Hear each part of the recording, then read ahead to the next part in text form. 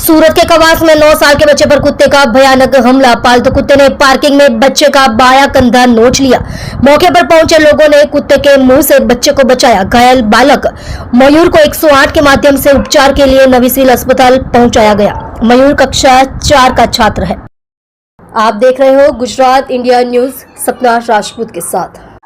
હું ડોક્ટર આરતી। આજે એક સવારે 9 વાગે એક પેશન્ટ આવ્યું છે, તો એસપીસીએલ કંપની પાસે રહી છે પેશન્ટ ઝુંપડપટ્ટીમાં, અને ત્યાં રખડતા શ્વાને એમને બચકા ભર્યા છે, અને પેશન્ટને હાલ કેટેગરી 3 માં છે પેશન્ટ ડોગ બાઇટની, અને એટલા માટે એમને પ્રાઇમરી ટ્રીટમેન્ટ આપી અને જે ઇન્જેક્શન એઆરવી અને ઇમ્યુનોગ્લોબિન આપવામાં આવેલ છે, અને વધુ એને શેડ્યુલ જે આગળના જે એઆરવી ઇન્જેક્શન લેવાના છે તે એમને સમજાવવામાં આવેલ છે।